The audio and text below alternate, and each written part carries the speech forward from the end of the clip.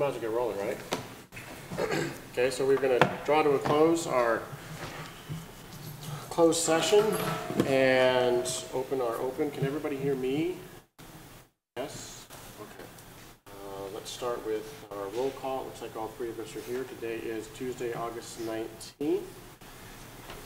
And so I hope we're enjoying our new location for at least today. Maybe we'll be done in the next one?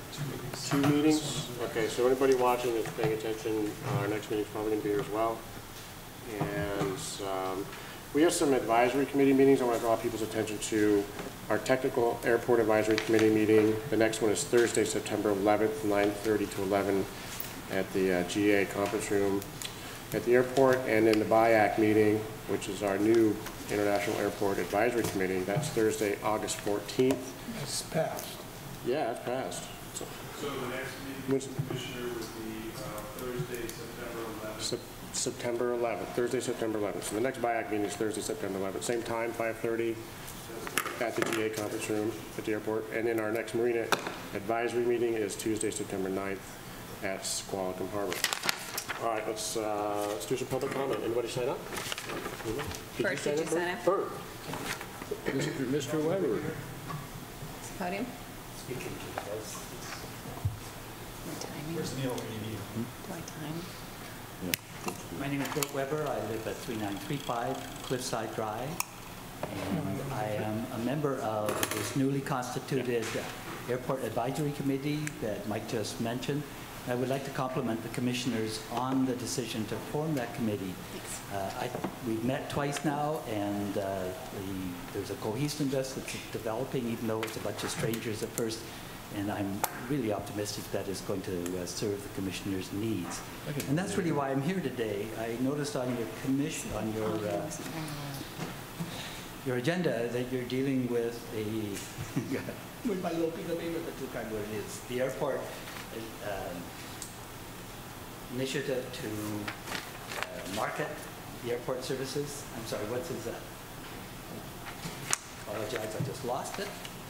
Oh, here it is. It's the personal service agreement with Forecast Inc. about air service retention, development, and marketing. And there's 2 questions I have. Bert, could you speak into the mic a little bit? Thank you. Is it on? Thank you. It is. It's on? Okay. Okay. Better. Weird acoustics on this. I'll get up close to it. All right, there's 2 questions I have for the commissioners about this issue. It seemed to me with the mandate the commissioners sent to the new advisory committee, and I should say right off, I'm speaking only for myself and not in any way for the committee.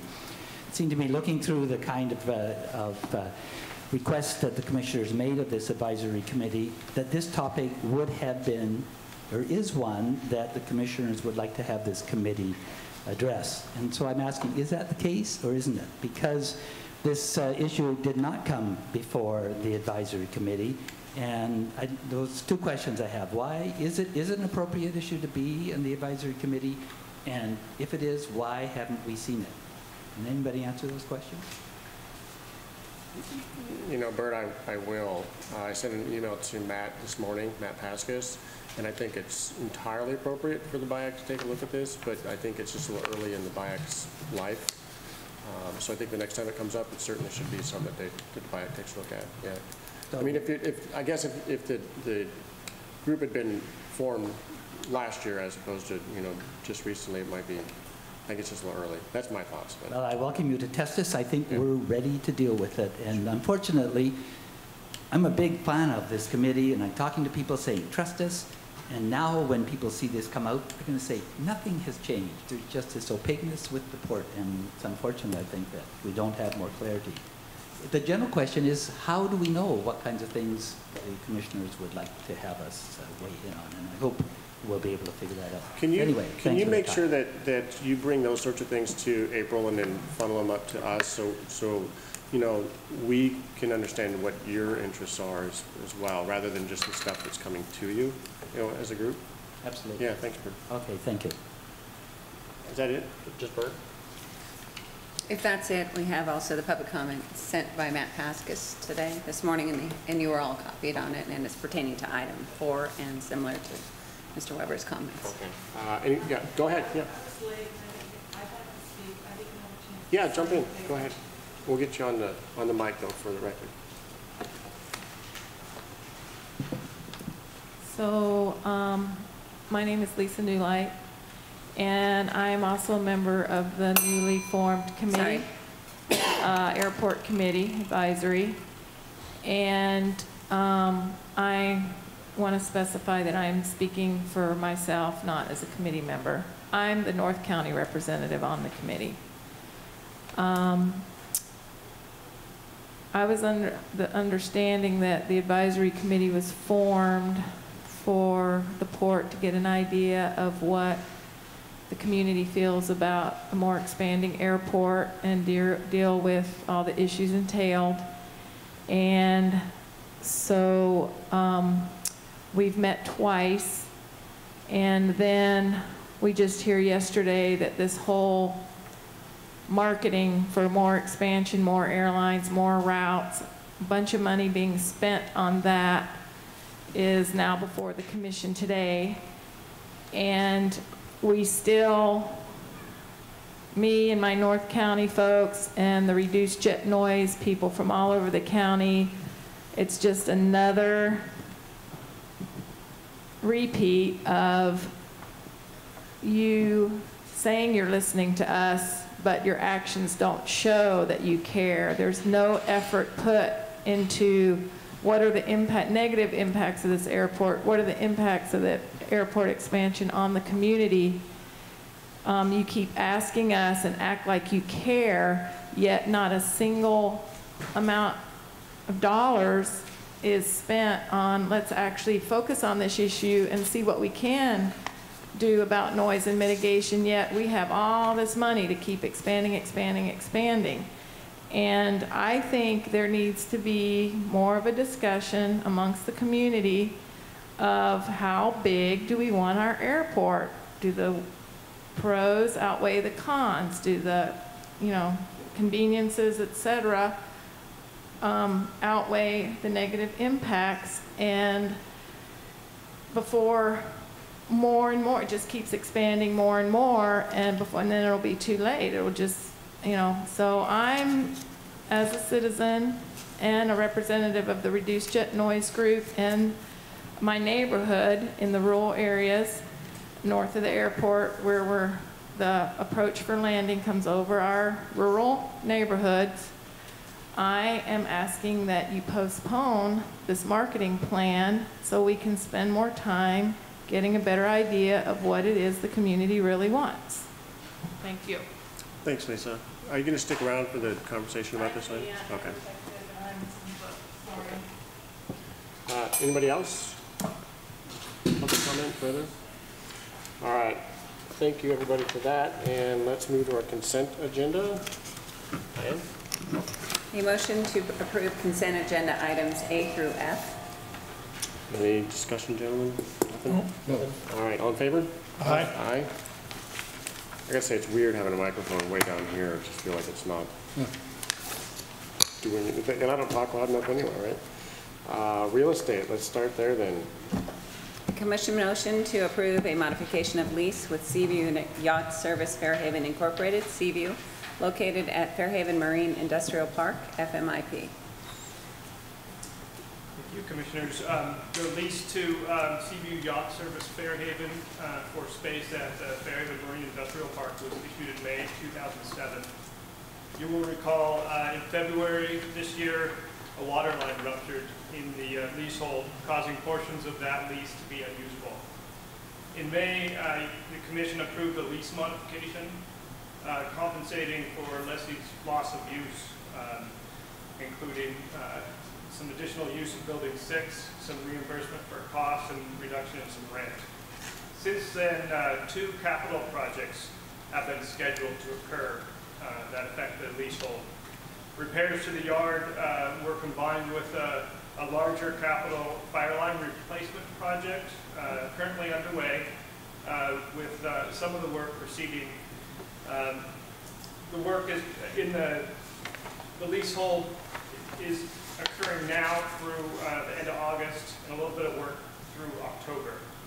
The second project is some capital repairs to the haul-out facility, the haul-out pier, and that's scheduled for September. That project was originally scheduled for August, but there were some delays due to the scope of work. Those two projects has caused additional expenses to the lessee, including site preparation, costs of moving boats, loss of space to store and work on vessels, and has impacted their ability to use the haul-out pier through the maintenance.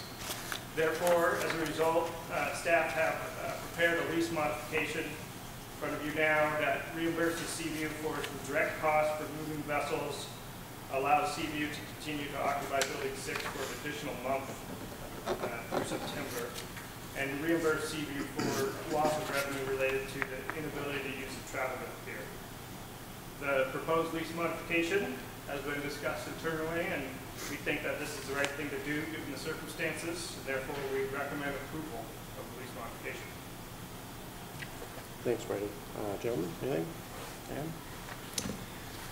No, I don't have anything. I did visit the site, and I am in agreement. The modification is necessary.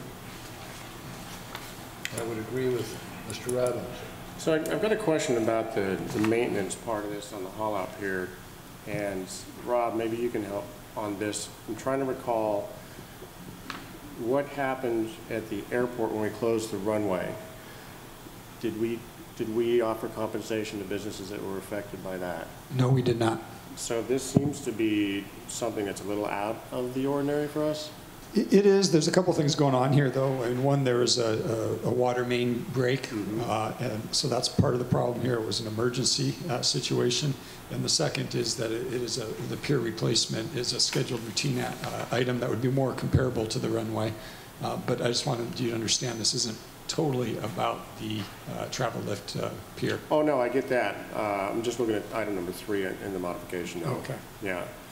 So that's the only question I've got. Is there any other time that we can think of that this is maybe I don't believe that we've ever offered a rent concession based on maintenance type work, no. So Brady, you want to jump in on this? Why are we suggesting we offer a concession for scheduled maintenance? Yeah, one thing I could add to this, it was originally hoped to schedule that in August during the down season for the shipyard. That had to be delayed because the treated lumber procurement, we couldn't overlap it at the same time that the yard was going to be closed for the water line fix. That was apparently due to new regulations on the manufacturing of treated wood, and so that delay changed the original scope of work that was planned for that repair and delayed that. That impacted the lessee further. Okay. All right. It's good to be helpful. I think one way to look at it is when we had the runway resurfaced, after that took place at the airport, it was better than it was before, where this is going to take it back up to equal to what it was before.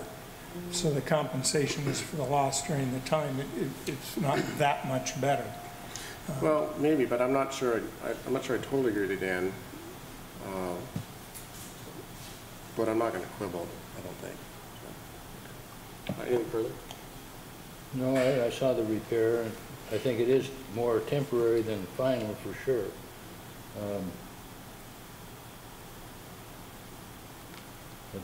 That's all. Good. All right. Nothing further than all in favor? Aye. Aye. All right. All right. Thanks, Wayne. Harry, looks like you're up. Hey, can you, do we have a better image of what you're going to discuss on this as well? Because I couldn't tell where it's at. It's on the, I can try to explain it. Okay, great, thanks. Okay, thanks. A motion by the Port Commission to approve a new lease with iTech Energy Solar Test Project, LLC, for a portion of the aerated stabilization basin firm located at 1000 F Street, Bellingham, Washington. Thank you, Darren. Good afternoon, Commissioners.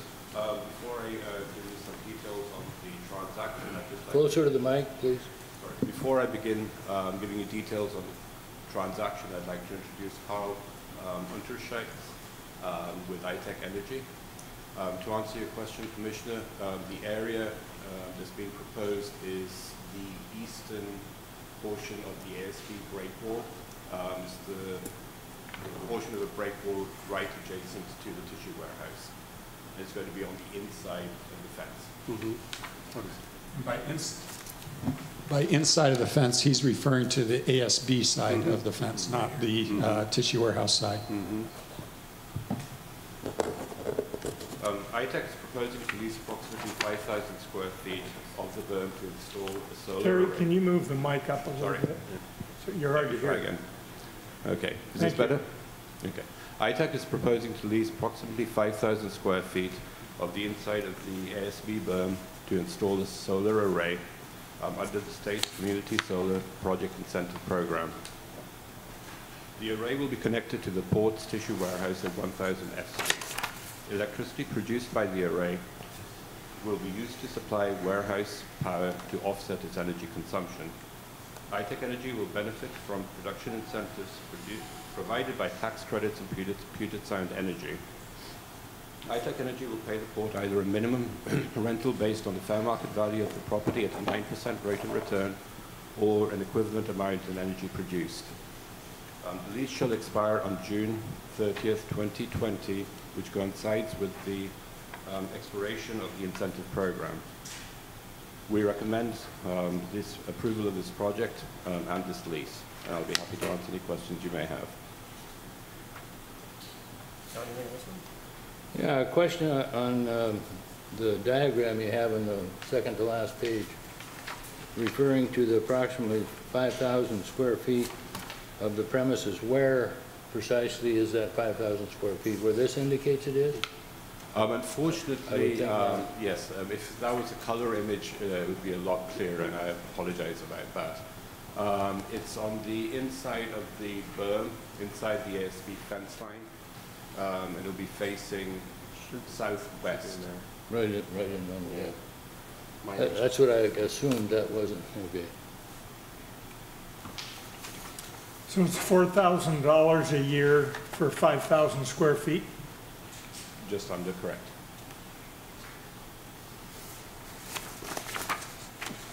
So the only question I've got is, when are you going to do something at our airport? Where's Dan Zink? Dan Zink, talk to this guy.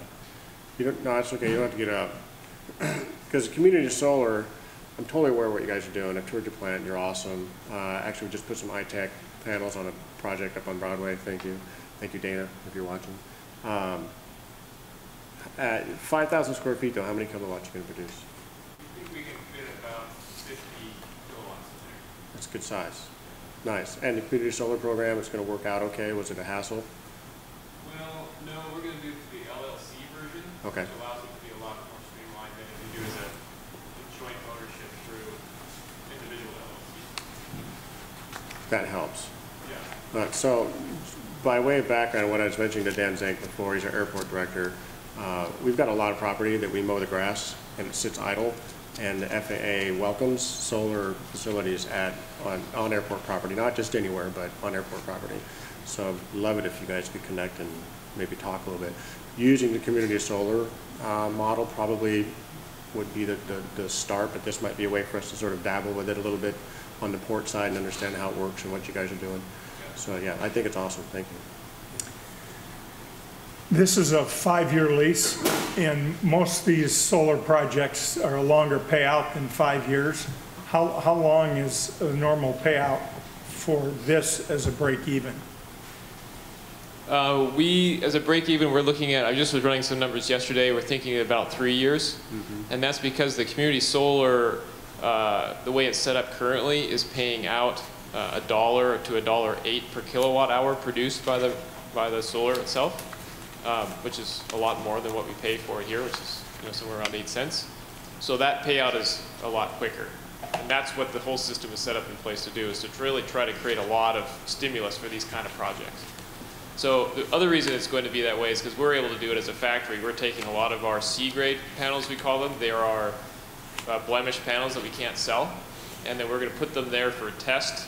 We can then run them, see how they behave in a marine environment. We can put our new inverters on there and run them and all of that. So we don't expect them to have any problems, but we're able to monitor them, what being so close to our factory.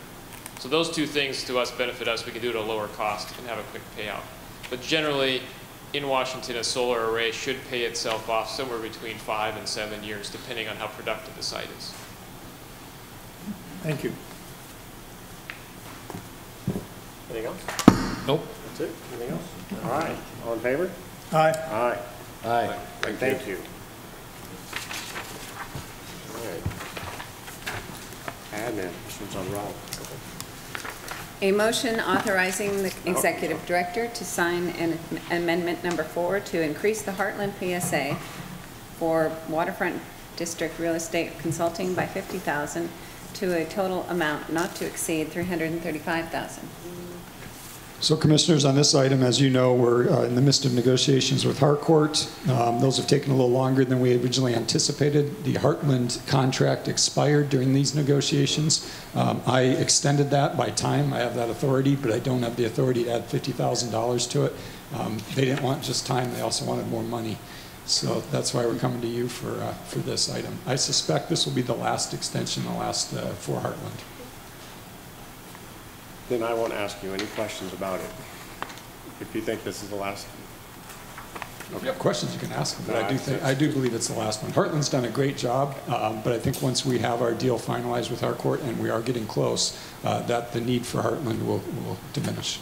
Because the contract has gone cost-wise, I think, quite a bit more than many of us expected. I think we're at 285 right now. The original was 250, I believe, and we're now going to go to 335. Yeah. So.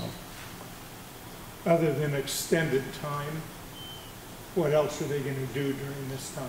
Well, they're going to finish the scope. They are helpful in the negotiations. They're reviewing the red lines as we send them off the draft documents, and they have a lot of really good developer insight on those drafts. So some of the concepts that you'll see in those final documents were developed by Heartland. So I believe, I'm a pretty cheap guy, but I believe we've gotten good value out of this contract. But I also believe that it's probably time for it to be over as soon as we execute a deal. I think it's also about the extension and the additional money. Mm-hmm. But that's, Well, we need to get this finished, right? just have to get it Yeah. going. Okay. Okay. Anything further? No? All right, all in favor? Aye. Aye. Aviation. Here we go. All right.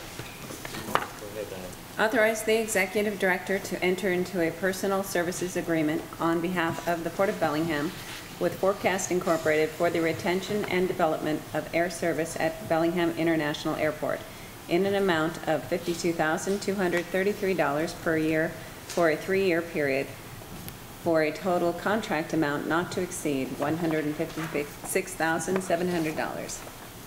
Thank you, Diane. Good afternoon, Commissioners. Can you hear me okay? The reason this is coming before you today is because in April of this year, the personal service agreement with Forecast Inc. had expired. Forecast Inc. has been providing air service development consulting for the Port of Bellingham for the past 12 plus years. They were responsible for bringing Allegiant Airlines to Bellingham. They were responsible for bringing Frontier and Delta when Delta operated. They also worked with Western Airlines when Western was here. With the expiration of their personal services agreement, staff went out and solicited for qualifications for consultants to help with air service development. We received 4 responses. Those 4 responses were reviewed by a committee, and they were tallied, and Forecast Inc. Came out as the most qualified company to provide air service development services for the port. Now, with that is my recommendation to hire Forecast Inc. again. I'll pause here for just a moment.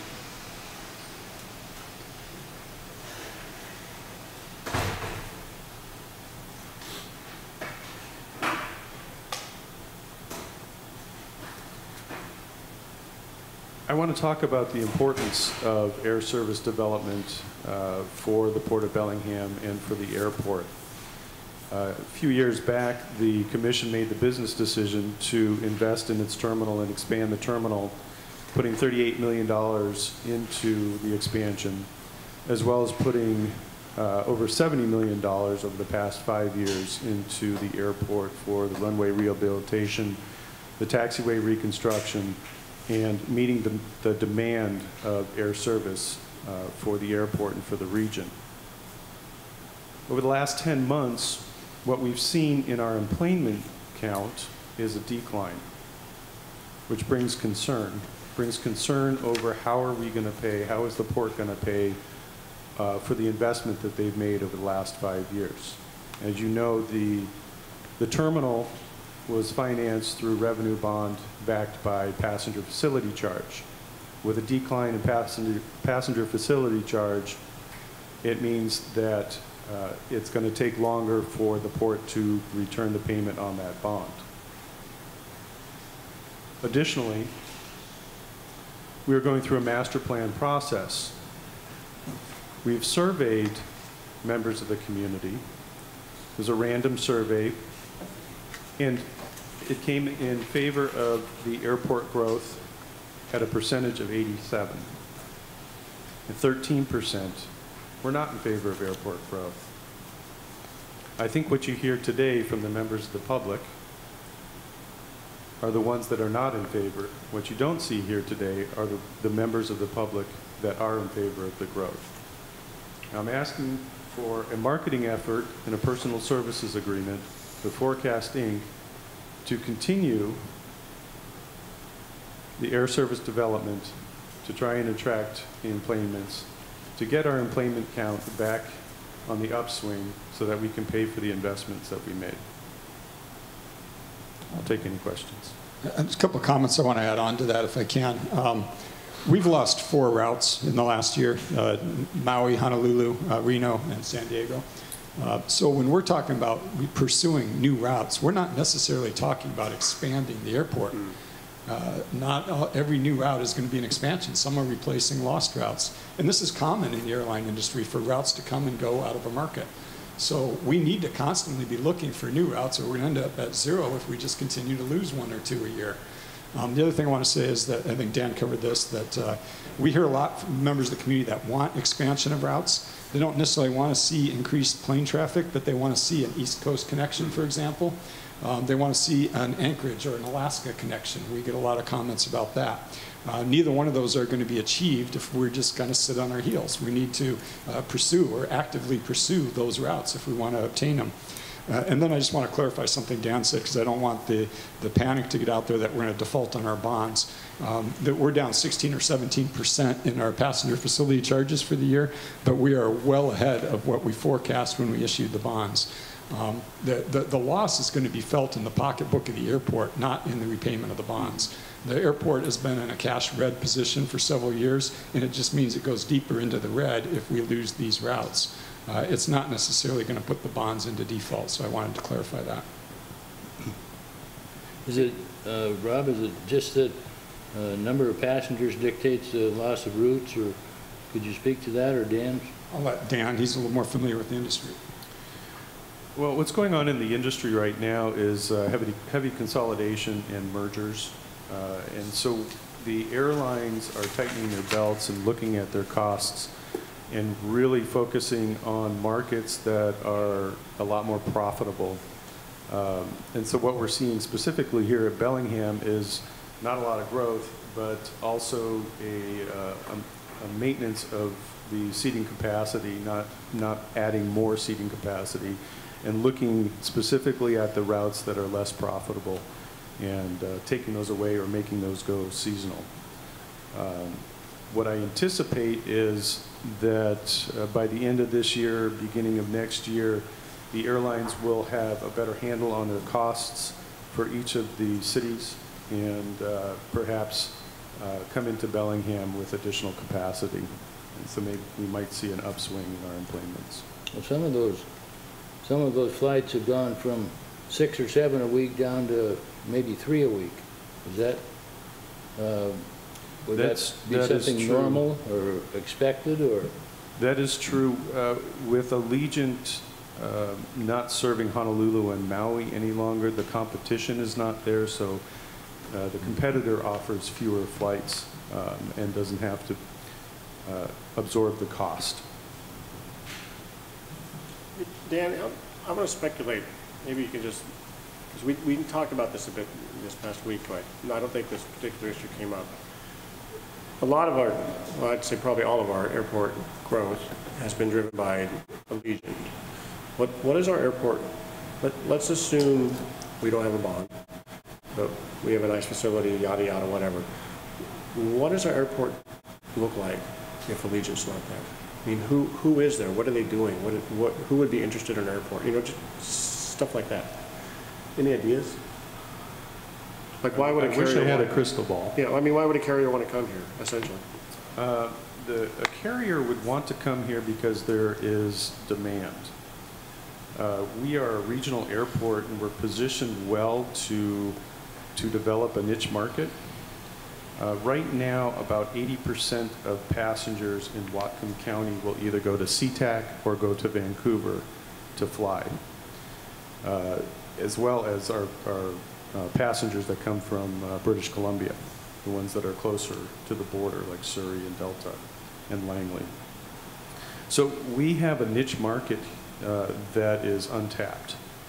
An airline would see that and say, okay, you have the demand, but then they would evaluate the risk. And they're less likely to come into a market if another airline is not there improving the market. So if Allegiant was to go away today, Alaska has said to me that they would pull back their service as well. So I think in the future, if that was to happen, we would see a reduction in service by Alaska, Allegiant obviously going away, and probably a reduction in service by Frontier. And we'd be back to what we had back in the late 90s with service direct to Seattle, and that's it.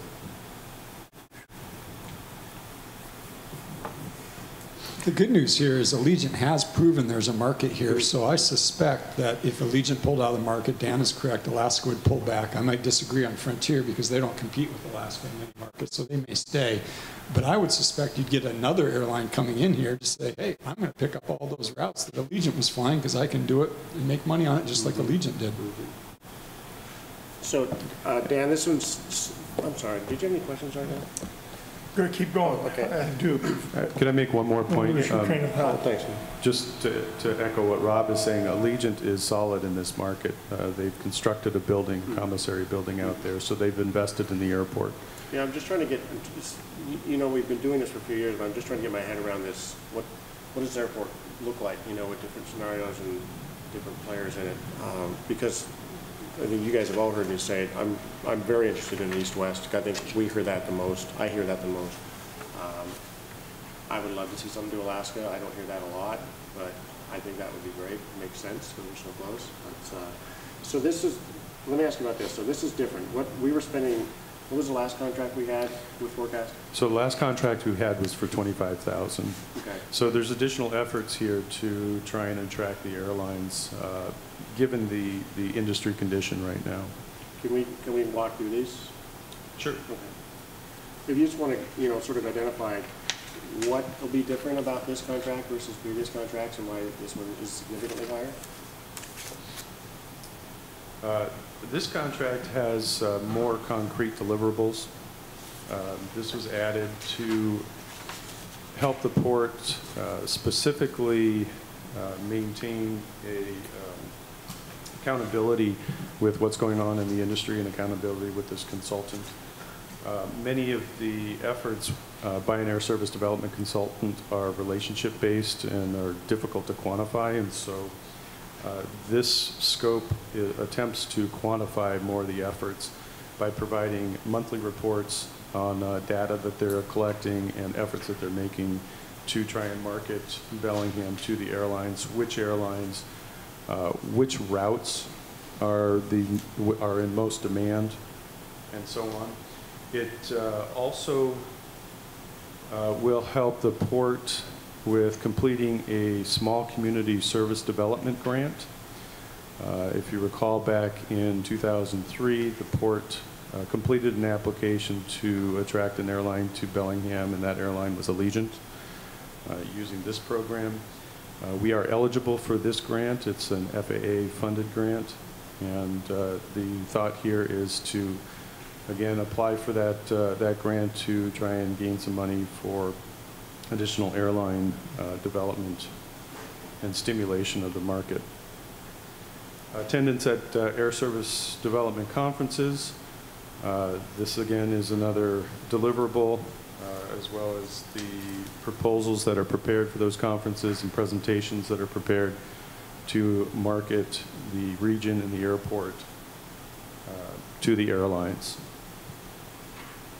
Finally, as an alternate or an option, a marketing campaign or a plan to help promote Bellingham, and that would be a collective effort if we decide to exercise that option. Collective effort to go out with an RFP, hire a marketing firm, and partner with the airlines to market the Bellingham Airport. This is a different approach than what the port has taken in the past. If you recall, the port has taken the approach of incentivizing the airlines by paying a certain dollar value for the number of enplaned passengers for new destinations to each airlines, but leaving the marketing component to the airlines themselves. I think that with a partnered marketing campaign into targeted areas, into the market areas, lower British Columbia, Whatcom County, and south to Skagit and Snohomish counties, we'll be much more effective by promoting all the airlines that serve Bellingham versus just an incentivized program. We didn't go for those grants in the past. It's 15,000 out of the 25 per year. 15 of that would be going for a grant. How much? What's the range of those grants? It can range. It usually starts around 500,000, and it can range up to, I've seen, $1 million, $1.5 million to try and get an airline into a small community. The other question I had, during the public comment period, when Lisa Newlight made her comments, it was that the BIAC, or for those that aren't in acronyms, the Bellingham International Airport Advisory Committee, she said was set up to look at the negative impacts at the airport. Doesn't it also look at the positive impacts of the airport, or shouldn't it? I get a lot more input from the community on what positive things have come from the airport. No question I get the negative ones on noise, and I certainly don't want to get more of them and get my inbox filled. But aren't they charged with a positive and negative impact? They are. Thank you. Now, we certainly, in regards to what Dan said, that's so true. People that come generally to speak on the issue of the airport is generally negative. I think that would be pretty safe to say. Listened to that for a long, long time, and I won't say any more. I'll get myself in trouble. So I'll bail you out. Delta. Delta is moving into Seattle. What does that mean for Bellingham? You're correct. Delta is competing heavily in Seattle for gate positions against Alaska. I'm not sure what that means for Bellingham just yet. Alaska is starting to position 737s here in Bellingham for their morning flight in August, for the month of August.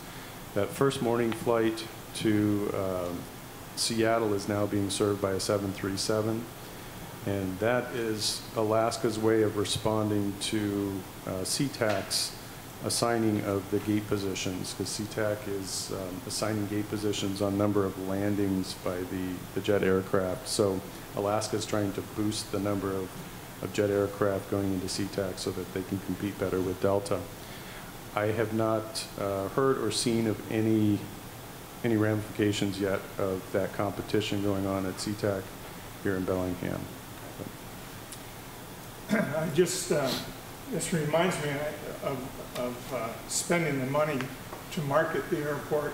I was on the Kingston, Edmonds Kingston ferry, and Delta was plastered all over that ferry boat. They had big posters on the floors, everywhere you walk, Delta, on the sides, a whole wall.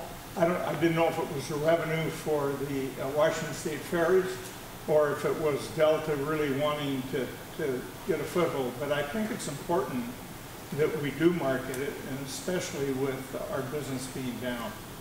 So I would be in favor of this. I want to kind of jump on that as well. So this is an opportunity to pitch more than just 4 airlines or airport. Should we talk to Lonnie over at Tourism and see if there's something that, I know they've got the B program, which is not appropriate for us in this case, but it might be, maybe there's something there as well where we can do a little more marketing for Whatcom County overall and not just specifically for, for the airlines. I know the airlines would love it if we just spent money on, like Delta, just Delta, right?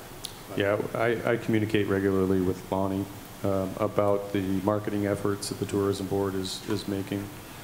I think over the last 6 months to a year, she has visited the destinations that the airlines fly to from Bellingham and tried to market the region. So I know she was down in Phoenix, down in LAX, San Diego, trying to market tourism back here toward Bellingham, as well as going towards. we're probably going to get a little pushback on not paying for new routes, I would imagine. The airlines are probably going to want you to be specific to them and help them market their new routes rather than take this larger approach. I'll let you know about that. Well, I would think that if we could just get back to where we've been in not too long the past, percentage-wise and et cetera, would be satisfactory. If that advertising would help do that. Absolutely.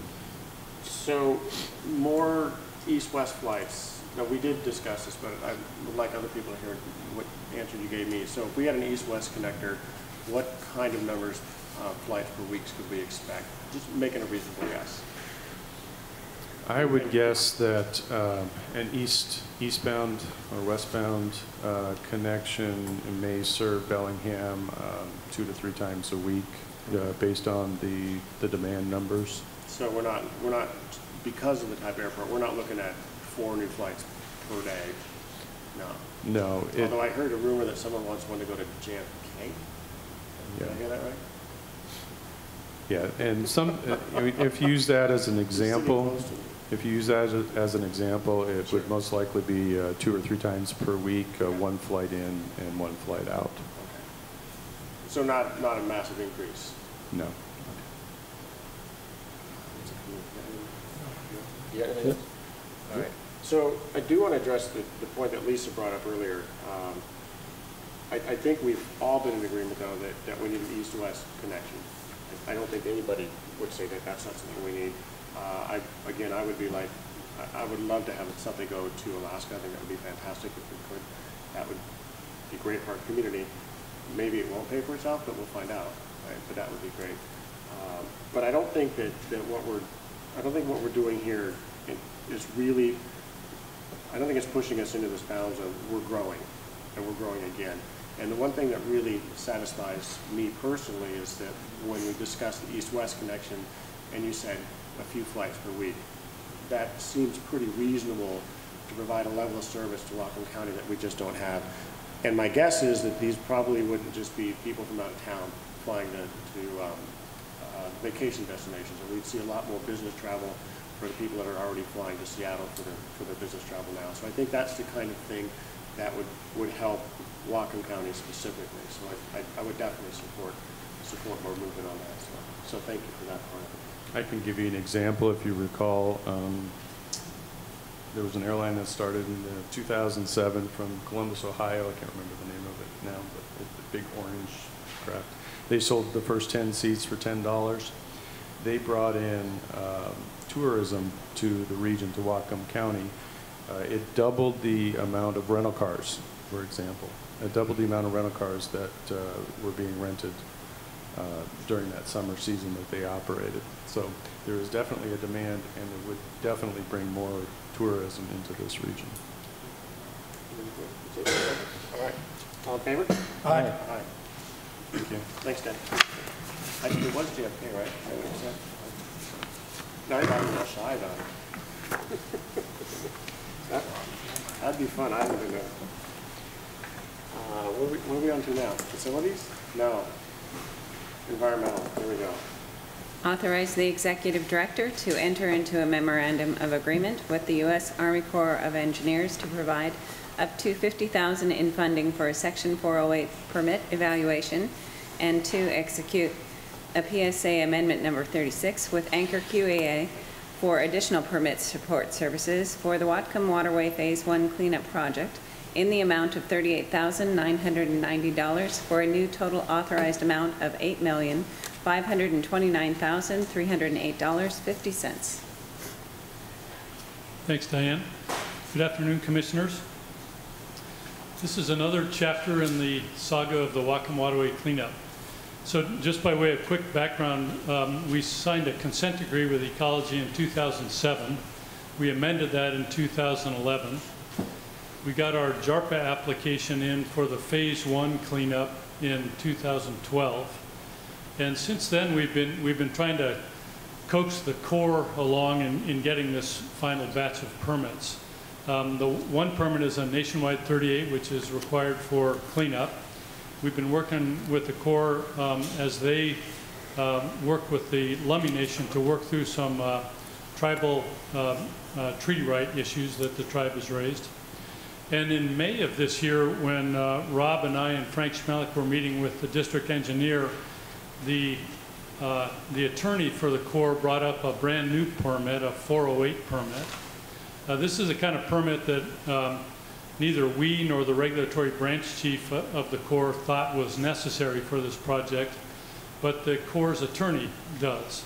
And we've talked, we've had our attorneys talking about this for quite some time, and basically what we've agreed to do is process this latest permit, the 408 permit, as the simplest way to keep this thing moving forward. So we've proposing to enter into a memorandum of agreement with the Corps for this last 408 permit. And this permit's a little different than most of your federal and state permits in that you have to pay the agency to evaluate the permit. I guess the only analog is for example, getting a permit, a building permit in the city. You have to, pay a fee for that. For most permits, for the kind of work that we do, the agencies process their permits and do their permit approvals, and you don't have to pay for them, but in this circumstance you do. We just got a cost estimate from the Corps this morning that it looks like it's going to be around $45,000 for them to process this one in particular. So the budget authorization that you have in front of you is, I think, in pretty good shape. The one bit of good news here is that these 408 permits were put in place to protect federal public works projects. And they really got strengthened after Hurricane Katrina, when there were a number of levee failures on the Mississippi River. And apparently people had been mining levees for material, rock and sand and whatnot, to the point where they were destabilized. And so when that big storm hit, there was catastrophic failure. So the Corps put in place a 408 permit requirement that required those any changes to public works to go through not only the local district office, in our case the Seattle district, but the regional office, and then go all the way to headquarters for final approval. On July 31st of this year, that policy was finally changed, allowing the local district engineer to authorize 408 permits within his office in circumstances where there is not a likelihood of a federal project, physical project, being undermined. And we're in pretty good shape there, because the only portion of the Whatcom Waterway cleanup project that is within a federal channel is right in front of the shipping terminal. And we have a 100% design document that looks at what we're doing there that is stamped by an engineer and assures that there's no destabilization to the Corps' federal channel or the ships or the port's shipping terminal. So we are recommending moving forward with this memorandum of agreement and the amendment to the anchor contract to pass to process this last permit.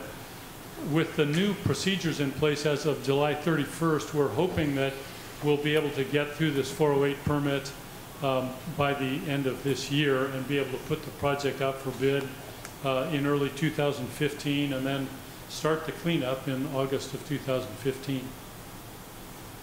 So with that, I'll ask or entertain any questions or ask for your approval.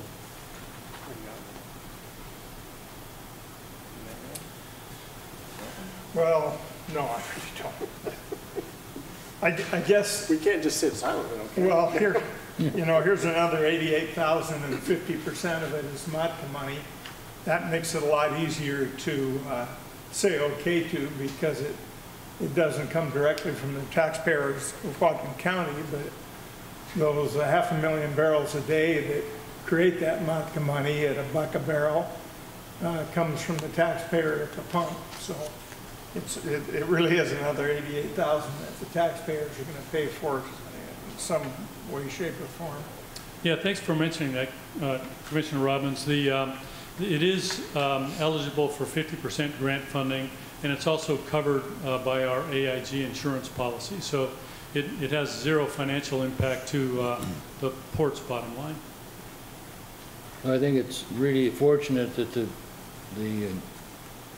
acquisition of a 408 has changed and not going through the same restrictive regulations that it had for in the past. You were mentioning that, and then we have a permit 38, and so those can be acquired at different times. It doesn't have to be together on the same minute, right? Yeah, I agree with you. The new policies are going to help us. We have a good shot at performing this project during the 2015 fish window. Under the old process, we probably have almost an additional year delay because with these fish windows, once you miss the start date in August and September, typically it means you're into the next year. So yeah, this new policy is going to be helpful. So I've only got one quick question, Mike. On the anchor's response in the first paragraph on page 2 and then the next to the last paragraph on page 6, well, maybe whatever page it is, it says that this is only for work in front of the shipping terminal and adjacent areas. What is the adjacent area?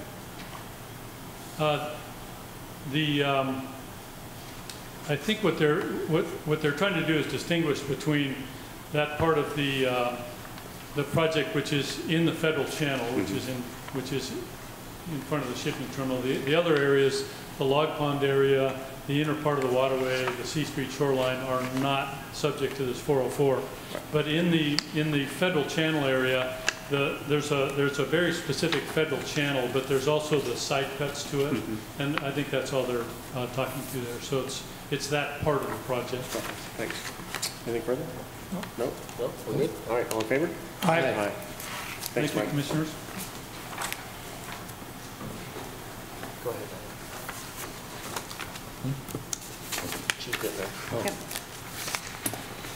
She was taking the snooze. Should get pictures?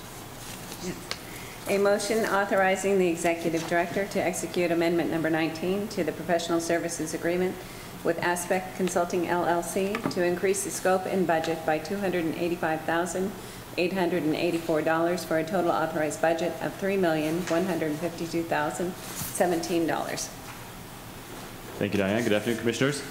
This PSA amendment pertains primarily to for additional investigation work at the southern portion of the GP West MATCA cleanup site. And Diane has just passed around a photograph just for reference here. If you recall, last year in 2011, the Port and Ecology agreed to separate the GP West cleanup site into 2 areas referred to as remedial action units, or RAUs. And the northern portion, or the northern RAU, is referred to as the pulp and tissue area, and the southern portion is the chlor-alkali RAU. We did that primarily because at the time there was an ongoing interim action in the southern area to address elemental mercury that was in the ground, soil and groundwater, where we removed elemental mercury, stabilized it, and disposed of it off-site. But that was an ongoing project, and at the time, the northern area was basically done, characterized, ready to move forward, but was waiting for that southern area to catch up. And as a matter of fact, after the area was split up, the pulp and tissue RAU has currently gone through the feasibility study, cleanup action plan, and consent decree, and it's currently out for public comment right now. So that actually has worked where we have moved that forward. That northern portion is progressing while we're continuing to address the southern area. The interim action in the southern area, the chlor-alkali area RAU, has wrapped up. We've finished that project, but in the process, we did identify additional areas where there was elemental mercury that remains in place and needs to be addressed in the final cleanup action. We feel that working with the Department of Ecology that there is enough information to make a remedial decision on what the cleanup approach would be, but because the costs associated with addressing elemental mercury are so expensive, almost regardless of the choice, we feel that it would make a lot of sense to understand the extent, the aerial extent of that visible elemental mercury better before we agree to or finalize the cleanup action plan. So we worked with ecology to develop a scope of work that would address that aerial extent, at least to better refine what we know out there. And that's what this PSA primarily focuses on. So that's a test pit investigation looking at the southern portion of the site where elemental mercury was handled and used in the past. Also included in this is additional scope for meetings and ongoing project management. There's a lot of coordination with the southern portion of the site that is going to take a lot of work with the Department of Ecology, and also then additional work for development of a draft cleanup action plan once we have completed this work. So this is also covered by an existing remedial action grant with the Department of Ecology and our AIG insurance policy. So with that, I'd be happy to answer any questions. Just curiosity, I'm not aware of how you remove elemental mercury. How do you do that? It's liquid. It's complicated, but that's exactly right. A teaspoon? Or? This last interim action where we did remove a fair amount of soil that was contaminated with mercury was using conventional excavators.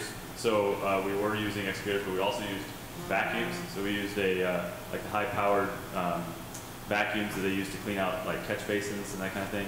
There's a mercury-specific vacuum as well that we use for these smaller areas where you had to collect the little BBs off of smooth surfaces. So there's a variety of ways to do it, but it is much more complicated than your typical just excavator because you need to be careful about how you do it so that it's also liquid, but it's also denser than water. It likes to sink. It's a difficult one to handle, which is why the cleanup approach is much more complicated, and we really need to understand the extent of it prior to making a final cleanup decision. Thank you. Brian, you've mentioned final cleanup action 2 or 3 times in your presentation for some reason. I hope it is, but is it really final? I mean, this just seems to go on, and additional costs. Yeah, it will be final. So that's part of why we split the site up. The northern portion of the pulp and tissue area, that has a cleanup action plan and a consent decree. And once that's a settlement with the state to implement that cleanup, and that's the final cleanup action for that area once implemented. This is the same area, the same thing. We'll go through that same process, but the cost range is so significant if you don't fully understand the extent of this elemental mercury that if we signed up for a final cleanup action and we assumed it was in 25% of this area and agreed to do a removal of all of that, for example, and then we realize it's in 100% of the area, that's a major cost swing that we really need to fully understand before agreeing to any. But once we sign that consent decree, it is intended to be the final cleanup action. There's ongoing monitoring and much smaller scopes of work that are associated with the long-term maintenance of the cleanup, but it is the final cleanup action. So Brian, for people who may not be completely aware of what elemental mercury is, what would I see if I got a big shovel and started digging around? What would elemental mercury look like in the soil? Well, you'd be familiar with elemental mercury based on, you know, old thermometers or mercury switches in thermostats or in automobiles. But in this particular case, what we are seeing out in the soil is kind of BBs of silver liquid that are kind of in between the grains of the soil. There are some areas where it would accumulate a little bit more than BB size into kind of quarter size or even a little bit larger than that. But that was after we've disturbed the soil and got it, it was kind of accumulated there. It's not puddles or pools of mercury, but it is distributed in the soil matrix. As you do this test pit investigation, you see that in the sidewalls, kind of a BBs. So I just had a crazy idea. So let's say at the end of the next season of the History Channel's Gold Rush, those guys had nothing to do, and we hire them to go dig this up and wash all that mercury out because you can see it, right? It's heavy, it's big, it's like gold, settles at the bottom.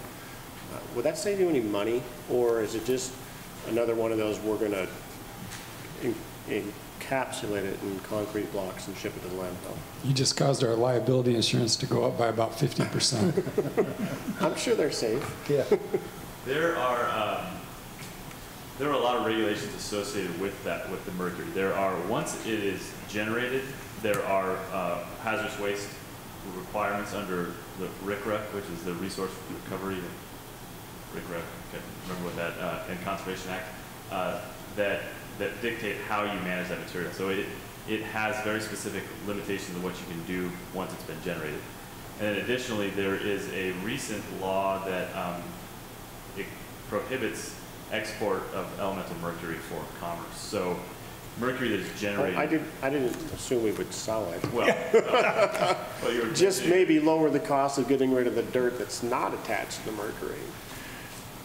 Oh yeah, we did do that. We do segregate out soil that has mercury and soil that does not. But I thought you meant recover it and sell it.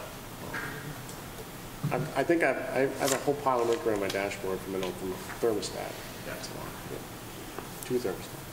You got anything else? Nope. Nope. All right. We're going to devolve if I keep going, so I'm going to. Okay. All in favor? Aye. Aye. Thanks, Brian.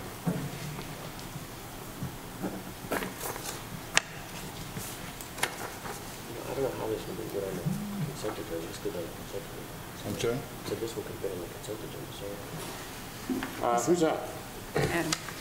Authorize the executive director to execute a contract with Tiger Construction Limited of Everson, Washington for the multiple building improvement projects for 2014 in the amount of $422,372.56 plus a $42,000 contingency for a total authorized contract amount of $464,372.56. Also amend the 2014 capital budget as follows. For account 15-1814-47, Whatcom Waterway Security Cameras, increase the budget by $10,000 for a new budget of $35,000. For account 20-1814-51, Fairhaven Boat Launch Restrooms refurbishment, increase the budget by $25,000 for a new budget of $64,059. For index sensors, wall panel reinforcement, and skylight replacement, establish a new budget of $40,000. All right, good afternoon, Commissioners. This is a project the Commission has seen before. A few months ago, we came to you to get design budget and or design authorization. We did that. This is a project that combines work port-wide and it's light work. So we have a couple things happening over here at Index Sensors, another thing happening at Whatcom Waterway, a fourth thing over at Squalcombe Harbor, and then 2 things out at our airport. So we think there's an efficiency in combining like work like that. We group it up. There were several designers, and then we go out to bid. We had more plan holders than we had bidders, which is typical, but I think we had about 5 or 6 general contractors that were bidding this. I've spoken to one of them why they didn't end up bidding it, but we did eventually have 2 bids. You can see the 2 bids there. Tiger Construction is our low.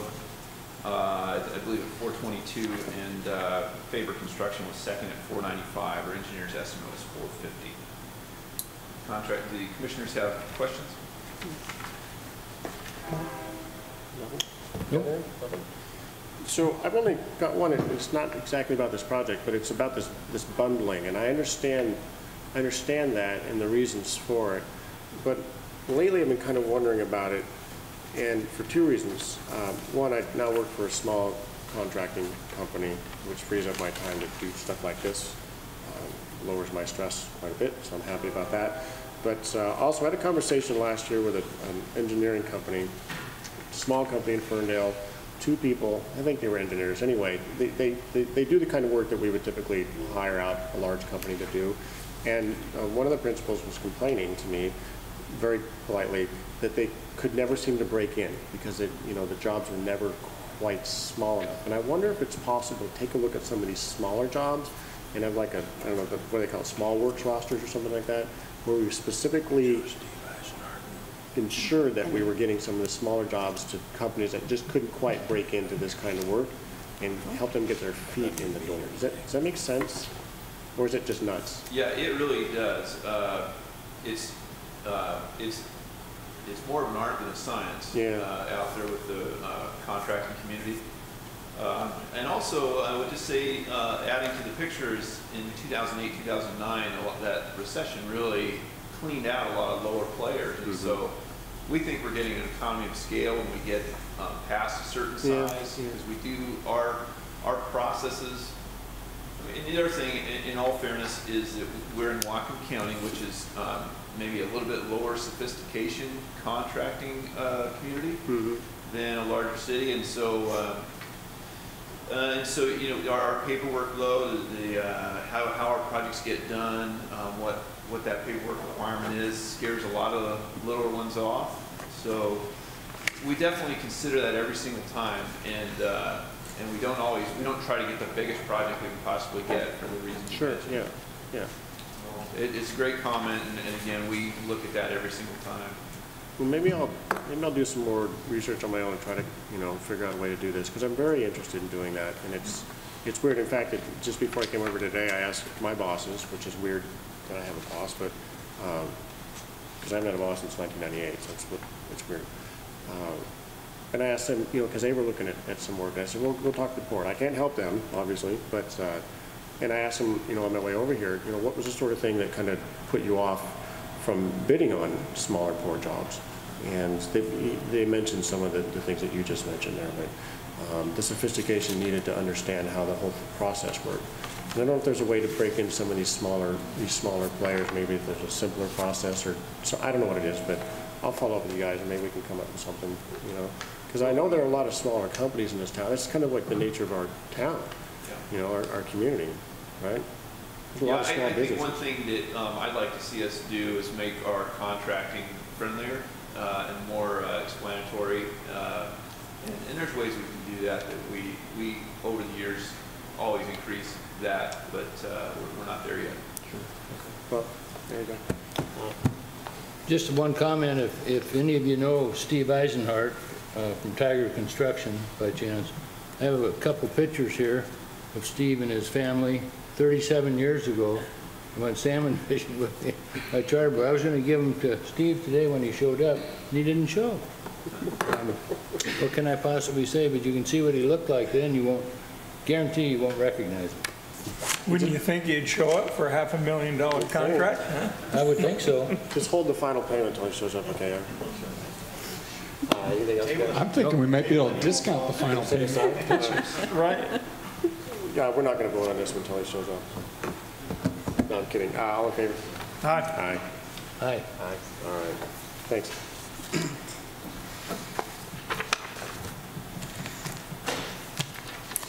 Authorize the executive director to execute amendment number 1 to the professional services agreement with Kennedy Jenks Consultants to provide planning services for the Bellingham Shipping Terminal stormwater improvements in the amount of $19,975 plus a $2,025 contingency for a total authorized amount of $78,000. Good afternoon again, Commissioners. This is a great effort. Again, we're combining some work to gain efficiency. As the Commissioners know, we are in the process of doing a master stormwater treatment implementation at the Bellingham shipping terminal, which actually is bigger than the current, or what we currently think of as the shipping terminal. It includes about 26 acres, and what we think of as our shipping terminal today is closer to 15 acres. So we're sort of expanding into that area nearest the log pond. The sequence for that work, when we came to you last time, we were doing the initial work, and that was to completely understand that ground and all the different studies and all the different influences and inputs and impacts that there are to that property. And then also in that first step of work was, once that is understood, was to supplement anything missing. And so again, we could have an absolutely complete and thorough base map for that property.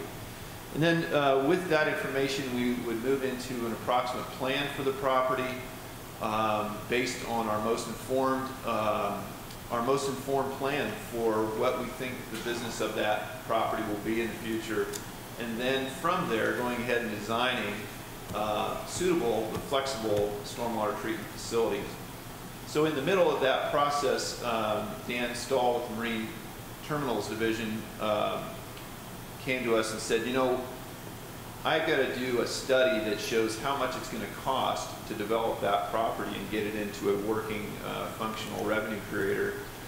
And so what we decided was it really made sense for this same Kennedy Jenks team, because all the players are the same, from the environmental to the structural engineers looking at the pier, to the geotechs looking at the condition of the ground, to the environmental people.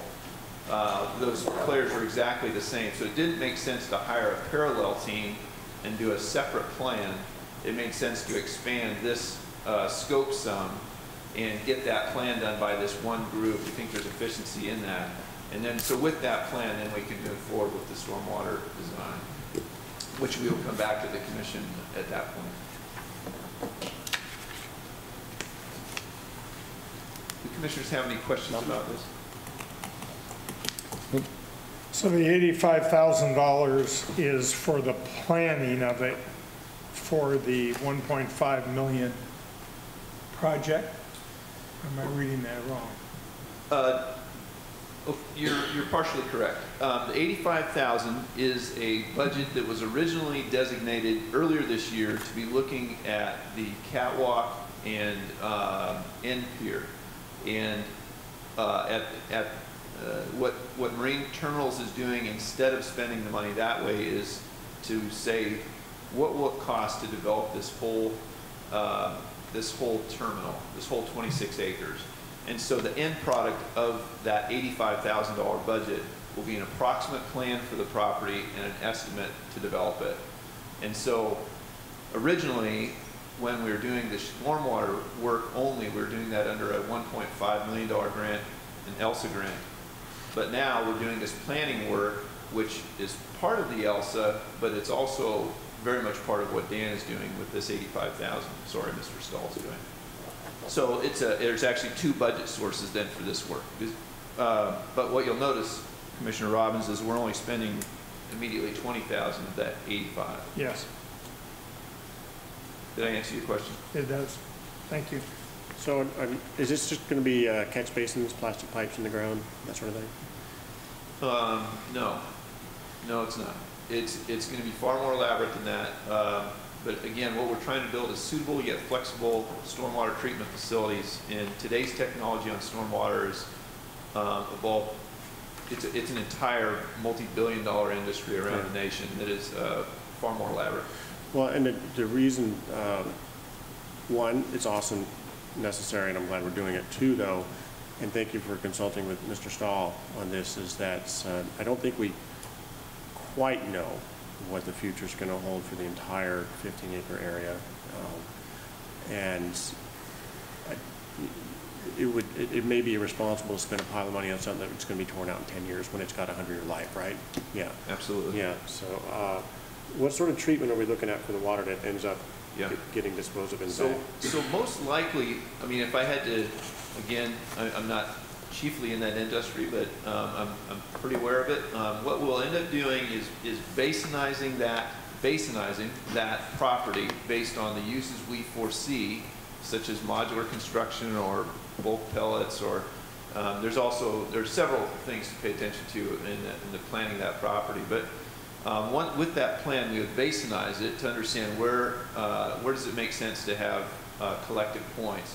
Then we'd probably honestly go to a vault system that enables you to put in different media in the filter cartridges, depending whether you're painting or you're welding or you're parking cars. You know, all these are different media requirements. So if you do a collective point with a then very flexible treatment train that likely revolves around the media exchange, that's what we'll probably do, if I had to guess.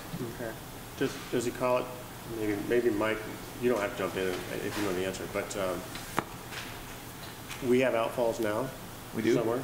So is there a new standard we'll have to meet because we're doing this work? There are. Okay. And the reason I say that is probably the likely treatment train, even though today's, if we were developing other properties around the port, we'd be looking at more biotechnique, this sort of thing. The impact to the soils from previous historic operations makes getting into the ground problematic. Okay, and that answered part of my next question, which we're not using a lot of visible treatment facilities. So you mentioned the vaults, and then you mentioned filtering. Yep. Okay, cartridges. Yeah, I'm sorry, Commissioner. No, go ahead. Well, there's basically two reasons we would be doing that. One is because the ground is very valuable. Mm-hmm. It's probably the most prime piece of real estate in Whatcom County, right down on a deep sea saltwater port. So it's very valuable, so we don't want to take it up with shrubbery and this sort of thing. And then the second is, as I mentioned, going beneath the surface into impacted soils brings up Mr. Gowron's world, which we'd like to avoid. Yeah, so you're talking a lot with him, aren't you? Yeah. But this is a similar problem, right, Mike? This is a similar problem. You don't have to get up, that's okay. Here, where we really don't want water back in the soils here. We're not doing treatment on the rest of the GP site where we're letting infiltration occur and that sort of thing. Yeah, we've done a number of workshops with the agencies and other consultants trying to figure out what low impact development means on a brownfield site. Yeah. And we actually did a design charrette with a number of our local talents, and we published a booklet on it. But the short story is that, as Adam was saying, in brownfield sites, we want to avoid infiltration into contaminated soils. And so what we look at is different approaches where we may use media and filters to get the water cleaned up in the system itself, and then we can discharge it at the bank and have it integrated into a habitat restoration project, for example. So it's a very different approach. We're also working with the city in their stormwater management system, trying to figure out, how you separate rooftop stormwater from parking lot and roadway stormwater. So it's a whole new world in how we're managing stormwater. And at the shipping terminal, for years, the shipping terminal was basically vacant while these stormwater changes were coming online. With Superior and Greenberry last year, we got the word from ecology that next time, Port of Bellingham, you need to have a new and improved system in place. So that's one of the reasons why we went after these ELSA grants to basically upgrade the shipping terminal. Yeah, this is the right thing to do. I'm glad we're doing it. Flexibility is important, though, too, because you never know what might happen down there. Right? Yeah. Anyone, that's it. Anything else? Nothing? Yeah. All right. All in favor? Aye. Aye. Aye. Thanks again, Ed. Thank you, Commissioners. All right, Marine Terminal. This is another happy success story, right? Yes. Yes. Commissioners, the action requested in your packet has been revised slightly to be as follows. A motion authorizing the executive director to execute the 5 remaining multi-party boathouse agreements for Squalicum and Blaine harbors. So Commissioners, we revised this motion because the motion you had that was put out last Wednesday was for 3 boathouse agreements, and it named all 3. We have since learned that we're very close on 2 more of the boathouses, which would be 100% of the multi-party boathouses if we can get those last 2. So what we're asking instead of your authorization for these 3 is just for all 5 of them, to authorize me to sign all 5 of them as they come available. These are the same as the ones we've already done? That's correct, substantially the same. Some of them may have a couple, I's dotted differently or something, but they're substantially the same form. Are you dotting I's with hearts now, Rob? Sometimes, yeah, a little heart circle, depending on the smiley face. No question. No question. No, anything? No, good job in getting these completed. That's great work. Yeah. I think Yes, it Chris and is. Dan and Andy all did an excellent job on bringing these to the table. Awesome. And our legal team. Yes. Sorry, I forget about that. Well, they get paid. Thanks, you guys. All right, all in favor? Aye. Thanks again. And our final, planning and development. A motion to approve resolution number 1333, amending the Fairhaven Comprehensive Scheme of Harbor Improvements as it relates to the Fairhaven Shipyard and All-American Marine Areas, incorporating the attached as part of the official comprehensive scheme of harbor improvements for port property in the Fairhaven neighborhood of Bellingham, Washington. Good afternoon, Commissioners. We had a public hearing in July, on July 1st, on this same subject. The Fairhaven Comprehensive Scheme of Harbor Improvements covers all of the port facilities and land in Fairhaven, and this will be an amendment just as it relates to the Fairhaven shipyards. The original plan, the current plan, was adopted in December of 2008, and it was pretty broad as to what type of improvements or uses would be in the shipyard. It was envisioned that it would be a shipyard, and it said that as we get more specific on amendments or projects, that we would come back for an amendment to the comprehensive scheme. This comprehensive scheme is also very broad. It lists a full range of projects that could happen in Fairhaven at the shipyard, and doesn't make a specific recommendation that any or all of them will happen. And that leaves you a lot of latitude for then approving pier replacements, the wooden pier. It leaves the option of do we or don't we demolish the Carpenter building, do we or don't we build a new building in the vicinity of existing Warehouse 9, and should we or shouldn't we consolidate some of the other facilities. So it leaves a lot of options. We do have now one comment letter that came in from Puglia Engineering, I think they're called, Puglia Engineering, Inc., relating to the Fairhaven shipyard property. And Puglia's comment was that we should be doing a more detailed master plan for the shipyard before we move forward on doing any of these improvements. And Shirley and Rob have recently met with Neil Turney at the shipyard. We are doing that. We're doing an in-house master plan with some greater detail. We have a lot of good existing information. We've got consultant studies. We've gotten a lot of staff time and resources spent on this issue. We're going to put that together in a number of alternatives that then we can look at, should we do minimal improvements, should we do maximum replacement of buildings, consolidating facilities, and we'll be bringing that forward to you before we have to actually start construction on any of these projects. So staff recommendation is to adopt the resolution 1333, amending the Fairhaven Comprehensive Scheme of Harbor Improvements, and if we need to further amend it after the master plan is done, we can bring you another resolution at that time. Just add it on. Any questions? I have no comment. You were scribbling about you, the question. Nothing? I was only scribbling that I underlined in the word scheme. I wish we could call it something other than a scheme. Yeah, that does sound kind of sneaky, Scheme of doesn't harbor it? improvements. That gives it kind of a little mystery that way. That's right. That's what the RCW calls it. Actually, the title does say Fairhaven Comprehensive Scheme of Harbor Improvements. So we rub our hands in Scheme and is say a common business term. Oh, is it? Yeah. Insurance schemes, that's a Yeah. common term. Yeah, it does sound sneaky, though. It needs planning.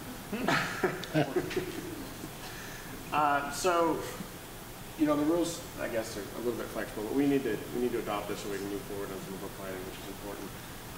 But I don't think I totally disagree, Mr. Attorney. There's a lot that's going on. We've been talking about All American Marines contracts that are coming up that they like to bid on. I think it's really sparked a conversation for us. So I'm going to anticipate we're going to have something probably a little more specific as we go forward, because there's some other things that come up just besides the ones that are on this list, right? Yeah. A little more detail for it. Yeah, I agree. So, no, I guess I don't have a question. Anything else? Nothing? Nothing? All right. All right, all in favor? Aye. Aye. Thanks, Sylvia. That brings us to a close. So, gentlemen, do you have any new business? I've got one quick piece if I can go. Commissioner Jorgensen is not going to be at our September 2nd meeting.